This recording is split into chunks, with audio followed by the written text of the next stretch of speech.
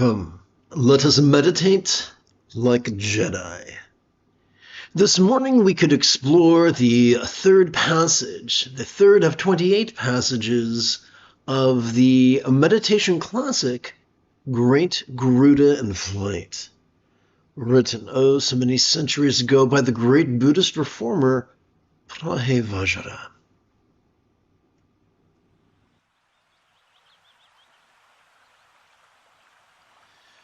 Together let's recite. Indivisible and beyond the 10 directions is the ultimate real condition.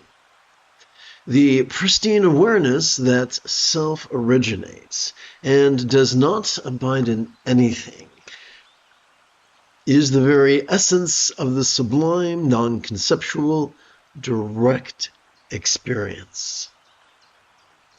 Those who enter this pure path could most certainly attain the supreme equality.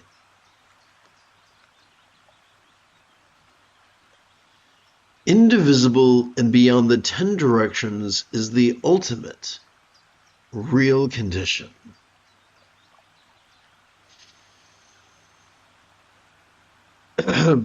So, before I explain what the ultimate real condition is, I'm going to preface it.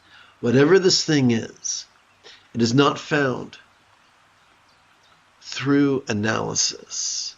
It is not found through contriving our perceptions, forcing ourselves to find a specific sight, or a sound, or a sensation, or a flavor, or a scent, forcing ourselves to find a specific emotion, or intention, or thought, or memory, or imagining.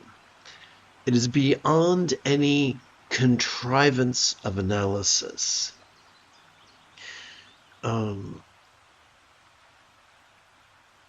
There is a wonderful term talking about reducing things to the point of absurdity. And of course, the Latin is reductio absurdum, but we see that a lot. We sometimes forget that things are more than the sums of the parts, that things do not work independently, they work interdependently. We see that in fitness, where people isolate muscles instead of training to use their muscles in cooperation as they evolved to do. Same thing with metaphysics. We try to get so deep into the weeds that we lose the forest for the trees. So what this is saying is hyper-analysis is not going to reveal some magical truth that's going to get rid of all suffering and make us into a magic space wizard. Now that I've told you what won't work, let me tell you what does work and what the ultimate real condition is. To do that, I'm going to switch over to a set of visual aids. Now, both this teaching text and the visual aids are available as free downloads in the form of PDFs.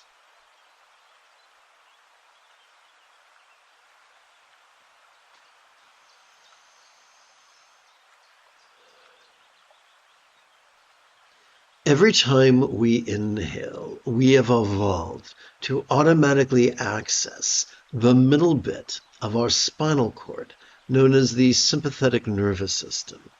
It has evolved to help us to vulnerably, passively, viscerally, randomly, and fleetingly notice mind's antics of perception, emotion, intention, thought, memory, and imagination. What are we to do with that which we have noticed? Every time we exhale, we have evolved to effortlessly and automatically access the end bits of our spinal cord, kind of like bookends on a shelf, or bookends in the stacks in a library that's far from full. These are known as our parasympathetic nervous system. They've evolved to help us to physically relax and mentally release to such a degree that which we noticed during our previous inhalation could fleetingly feel less stressful, less permanent, and even less defining.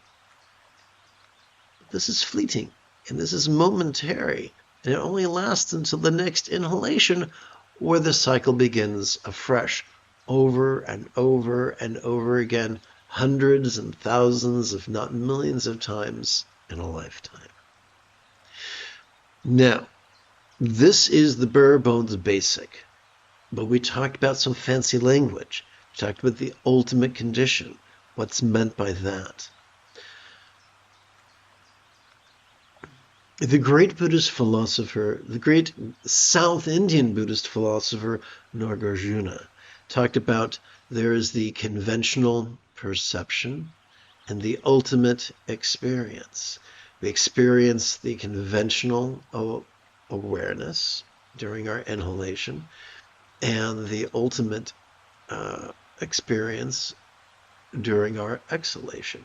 Just as a bird requires both its wings to take to the skies, similarly, we need both the conventional and the ultimate to be happy, healthy, well-adjusted adults, no less master the Buddha's path. All complex life forms on this planet have evolved to think symbolically.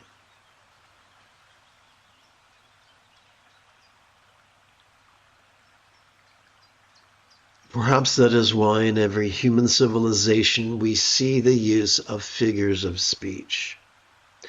Are there figures of speech unique to meditation? Yes. Yes, there are.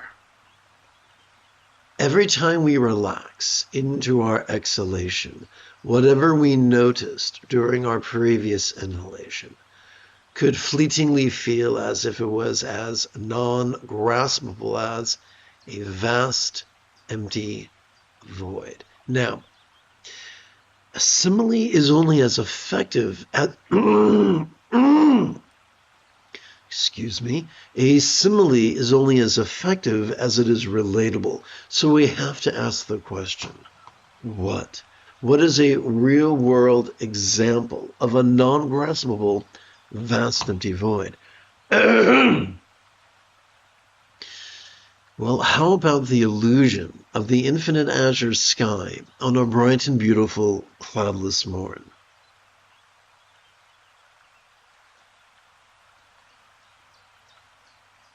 Which although could look tantalizing to the eye, feels non-graspable to the hand. And that's it. Whenever we relax into our exhalation, whatever we noticed during the previous inhalation could fleetingly feel less tangible. That's it. Now, let's scurry back to the opening passage of this morning's teaching text.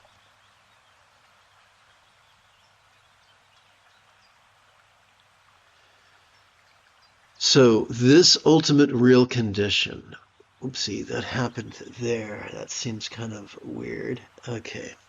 This ultimate real condition, we do not discover it through active concentration or active analysis. But why not? Our brains are magnificent. What's wrong with active analysis and active focus?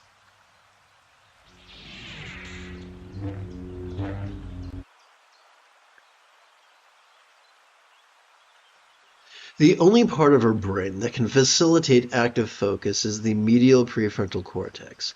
The only part of our brain that can facilitate active analysis is the dorsolateral prefrontal cortex. When we overuse these, we cannot help but involuntarily present with symptoms of depression, no less trigger our amygdala, the seat of anxiety and aggression. However, when we passively cooperate with our autonomic nervous system, the opposite happens. Our amygdala calms, and our anterior cingulate gyrus is gently stimulated, which functions as the hub of our mirror neurons, the seat of empathy. Now, oopsie, wrong button. Let's try that again. Sturgeon's law reminds us that 90% of everything sucks. Only 10% are wise enough to enthusiastically traverse the path of being flexible, loving, rational, laid-back, egalitarian, lucid, cooperative, and kind. 90% rejoice, literally rejoice, in being rigid, fearful, superstitious, controlling, elitist, cryptic, competitive, and cruel. This is not just for secular people, this is also for people who think they're spiritual. Even meditation teachers, 90% get stuck in indulging their controlling tendencies. Now, here's the irony.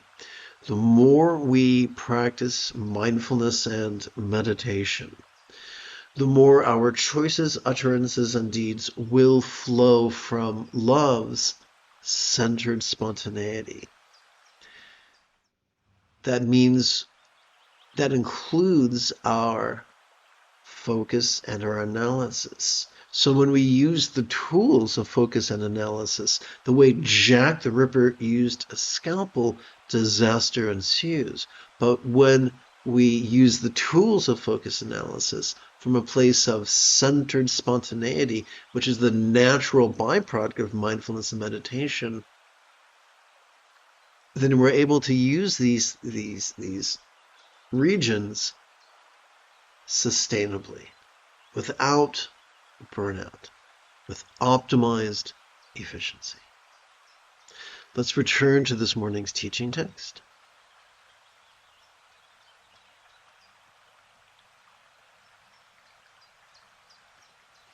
Indivisible and beyond the 10 directions is the ultimate real condition, the pristine self-awareness that self-originates and does not abide in anything, is the very essence of the sublime, non-conceptual, direct experience.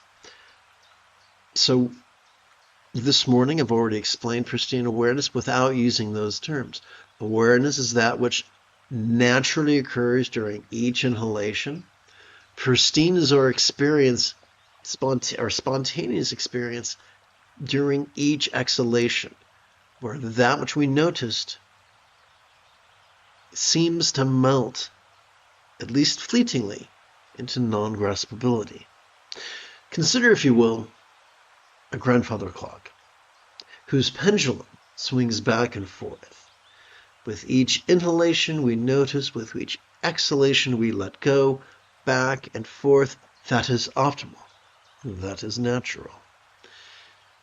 Pristine awareness, mindfulness and meditation, self-originate. They do not have to be forced. They do not have to be contrived. All we have to do is decide, are we going to actively work against our autonomic nervous system, or are we going to passively cooperate with it? How do we do that?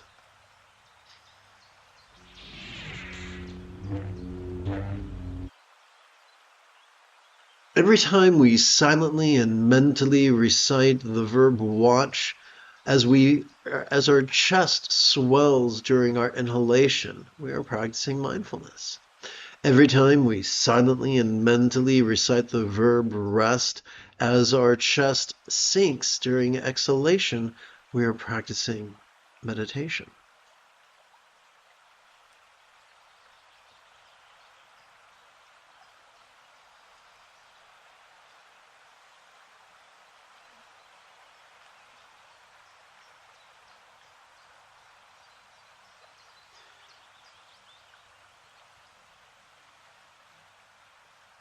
So non-conceptual direct experience means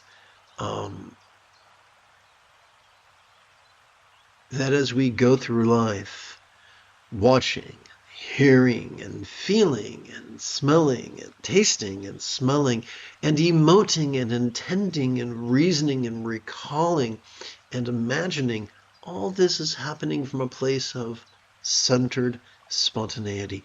We are neither forcing nor repressing anything. Now you might say, dude, what about morality? That's an excellent question. Let's explore that right now.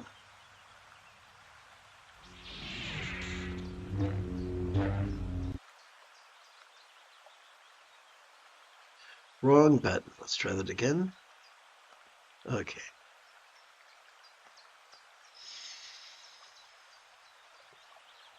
What if enlightenment was simply practicing the Buddha's Eightfold Path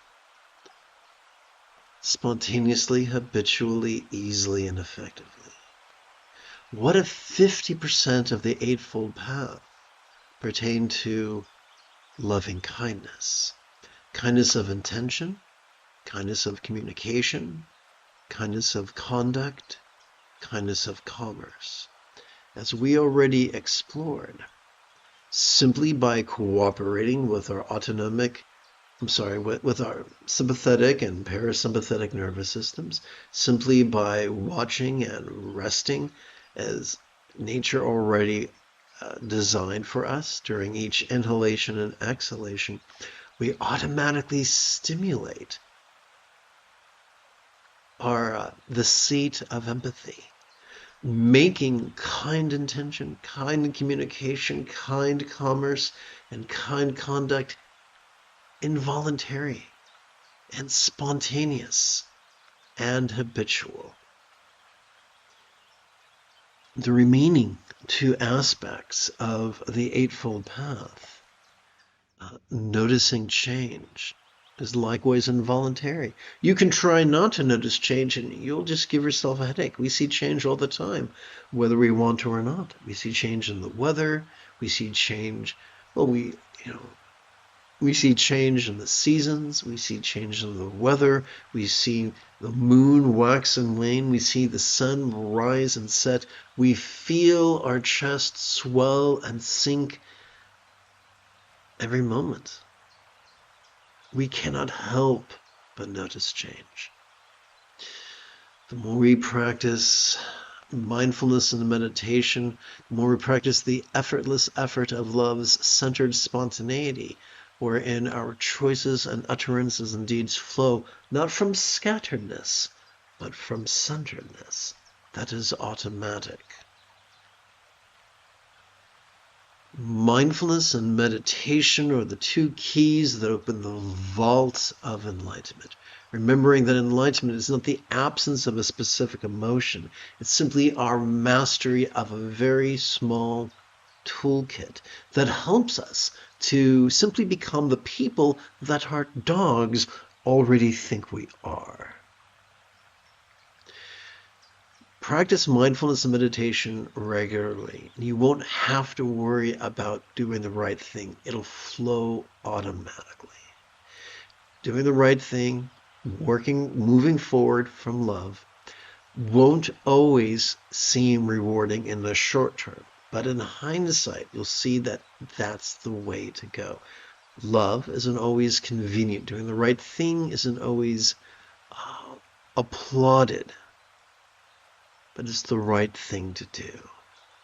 Let me give an example. Despite a $6 billion slush fund, some rather punitive people in the current administration are deciding to stop all SNAP benefits beginning November 1st. If you are shopping and you see a mother stealing food for her children, what's the compassionate choice? No, you didn't. If you see ICE looking for in your neighborhood, and they're looking for people who have beautiful brown skin, and they ask you, have you seen people like that? And the answer is, no, you haven't. Protect others. And you might say, are you supposed to lie? You're supposed to love your neighbor and protect them. Use yourself as a human shield if you have to. Everybody is going to die. Maybe not today, maybe not this year, maybe not this decade, but no one lives forever. Are we going to be defined by fear and aggression? Are we going to be defined by love? Are we going to be defined by competition, or are we going to be defined by cooperation? The real or merely archetypical luminaries of every culture have led by example upon the path of love and self-sacrifice. And the more we practice mindfulness and meditation, the easier it is to do this. I would like to paraphrase the words of the late Dr. King.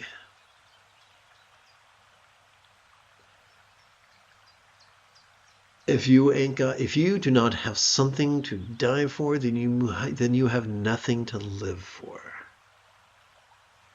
I'm going to badly paraphrase a line from the Gospels. No greater love hath one for another, that he lay down his life for his companions. That's scary stuff. I'm a big coward. I don't like pain. I had oral surgery last week. Didn't like a second of it. There was a wonderful musical called The Little Shop of Horrors, and Bill Murray played a character who was a masochist, and he loved pain. I'm the opposite. Big pussy. Don't love pain. And there is such thing as physical pain, and there's physical torment, but that will not compare to the regret we would feel of not doing whatever we can to protect others. Let us be defined by love. And let us recognize that it is mindfulness and meditation that is the dynamo, the generator, that makes that possible. Let's continue.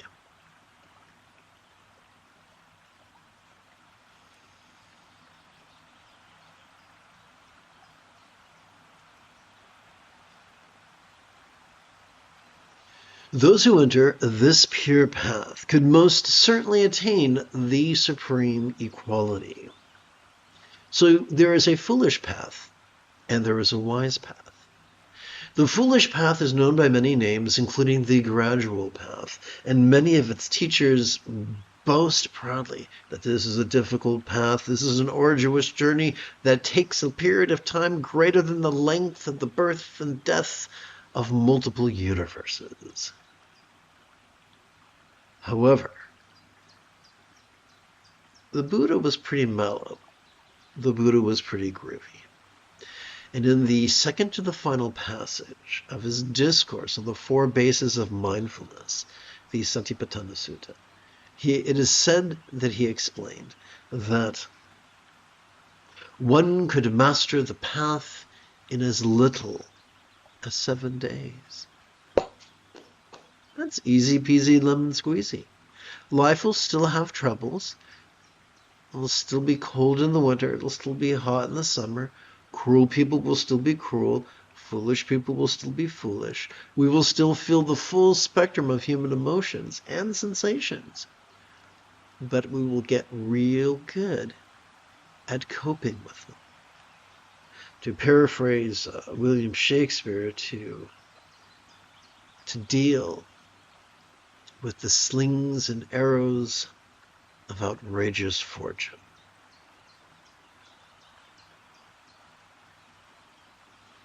This is the pure path, not a gradual path of ritual and austerity, but a path of being vulnerable, passive, visceral, random, and fleeting.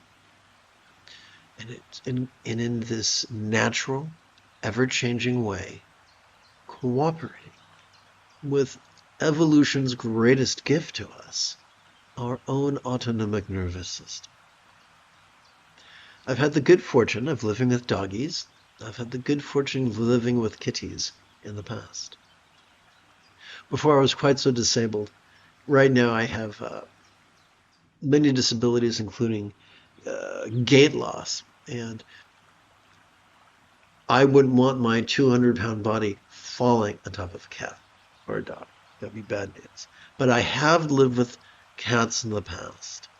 And yes, cats like sleeping and they like fighting and they like having zoomies. And they like eating, but sometimes they will sit contentedly, with eyes open or closed, very still.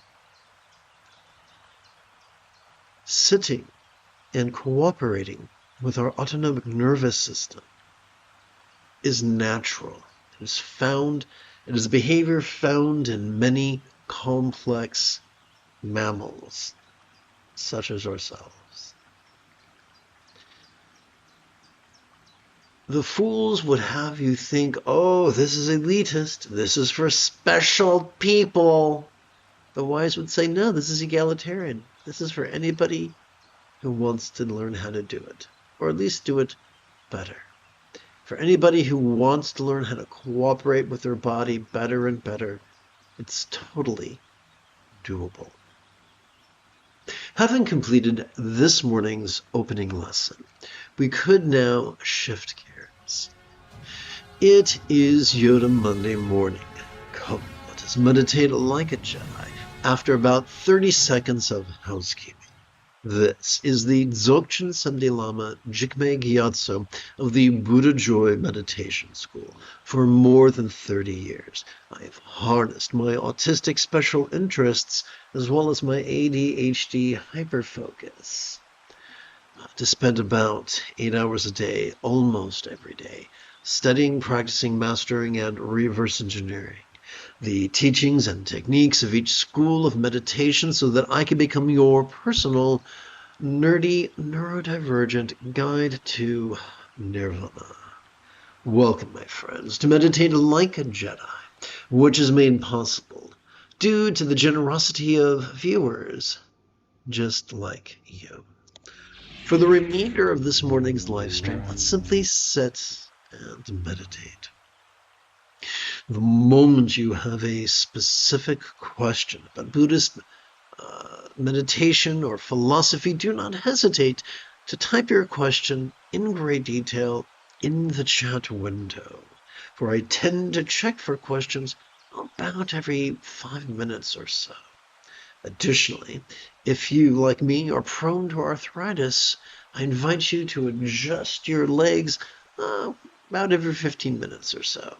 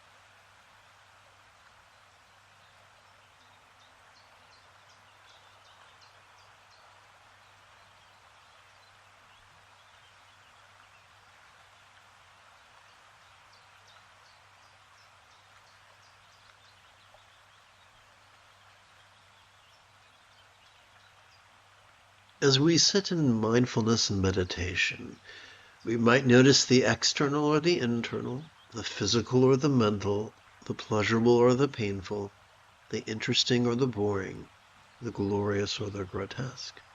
Our job is not to push at one and pull at the other. Our job is to universally notice whatever comes up and relax as we breathe out. That is the quick path of great bliss.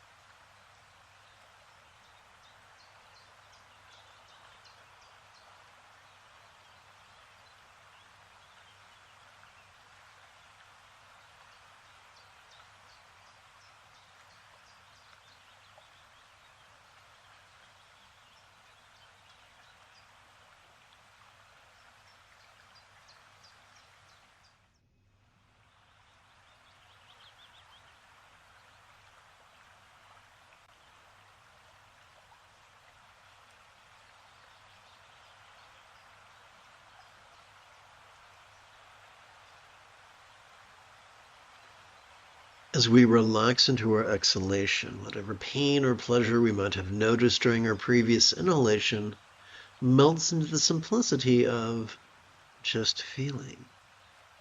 As we relax into our exhalation, whatever kindness or cruelty we might have noticed during our inhalation melts into the simplicity of just intention. Noticing and relaxing even into our most grotesque impulses makes it impossible for them to control us like some great psychotic marionette, ironically enough.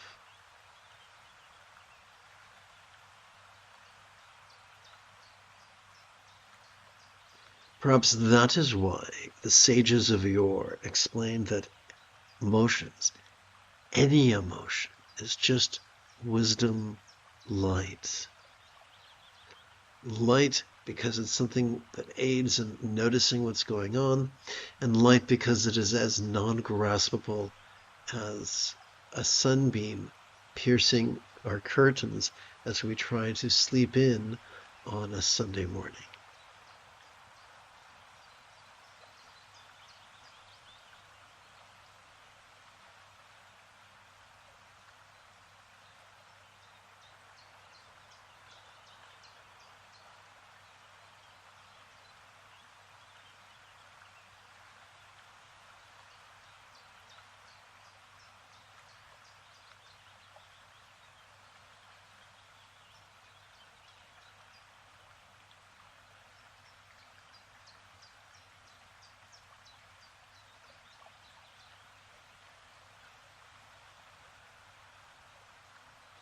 If you are not used to sitting, you can be gentle with yourself. Maybe start off 5 minutes every 12 hours the first week, and maybe increase that every week.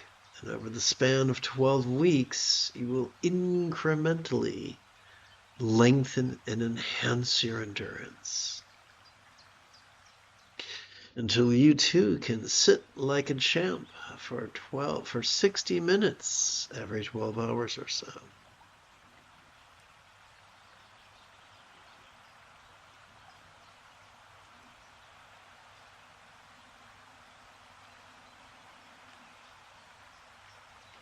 By subtly playing with the various variables in our lives, we can gently and gradually make room for meditation and practice it in a sustainable way that enhances all our other activities.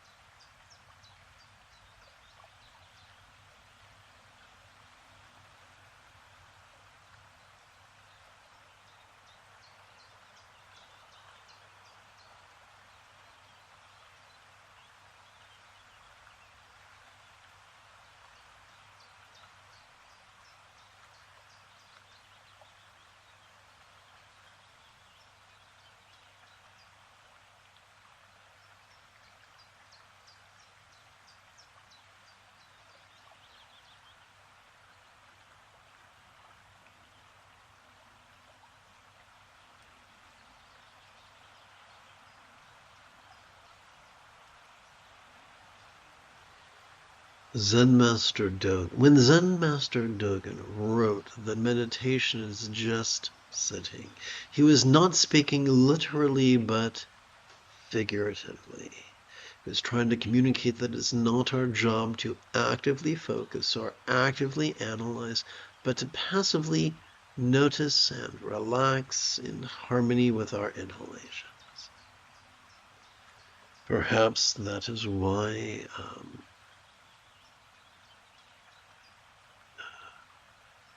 Master Wu is taught that the three treasures are our body, our breath, and our mind.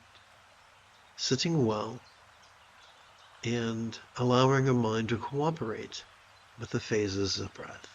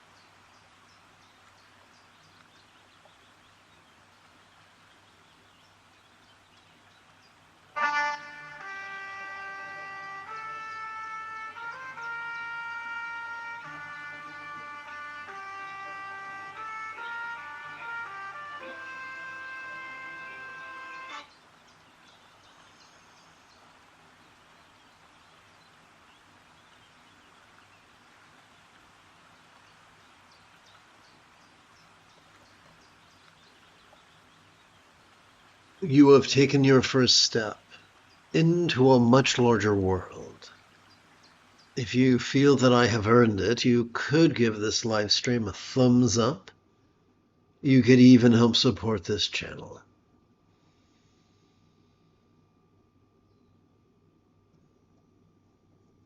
In approximately 10.5 hours, I would very much like to return to lead today's evening meditation class and group practice.